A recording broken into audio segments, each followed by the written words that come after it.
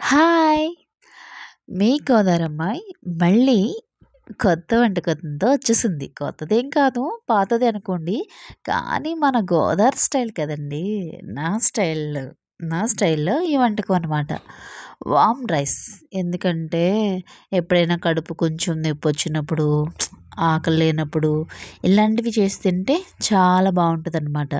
నేనైతే అప్పుడప్పుడు చేస్తానండి. కొంచెం కడుపు నొప్పి ఏం వికారంగా ఉన్నప్పుడు ఇలాంటివి తింటాం అనమాట. గ్యాస్ పెయిన్ ఉన్నప్పుడు ఈ మసాలాలు ఎక్కువ తినకుండా ఇవి తింటే చాలా బావుంటది. దీనికి ముందుగా ఏం చేసుకోవాలంటే ఒక గిన్నె పెట్టుకొని దాంట్లో 3 స్పూన్స్ ఆయిల్ వేసుకొని దాంట్లో మన పోపు దినుసులు ఆవాలు, మినపప్పు, శనగపప్పు, ఎండుమిర్చి, కరివేపాకు వేసుకొని తిప్పాలి. ఒక ఉల్లిపాయ వేసుకోండి. 4 పచ్చిమిర్చి ఏసుకోండి. ఎండుమిర్చి ఒక 3 ఏసుకోండి. కరివేపాకు కొంచెం మంచిది ఎక్కువేసుకోండి స్మెల్ వచ్చేది. మన పల్లెటూరులో దొరుకుతాయి కానీ ఇక్కడ కొనుక్కొని ఏసుకోవాలండి తప్పదు. ఇదేమో గడ్డిలా ఉంటాయి. ఆ ఫ్లేవర్ ఉండదు. ఆ టేస్ట్ ఉండదు. కానీ ఏం చేస్తాం తప్పదు. కరివేపాకు లేనిదే చేసుకోలేం.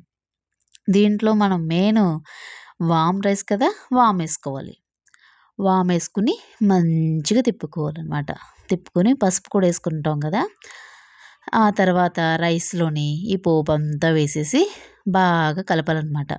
కొంచెం ఆయిల్ ఏసుకుంటే ఇంకా బావుంటది. నేను ఆయిల్ వేయలేదు. కొంచెం వేసాననమాట. సాల్ట్ చూసుకొని ఇప్పుడే సరిపడగా సాల్ట్ కూడా కలుపుకోవాలి. కలుపుకొని బాగా వేడి వేడిగా తినాలనమాట. అంతే. మన warm rice ready. Thanks for watching. Thank you.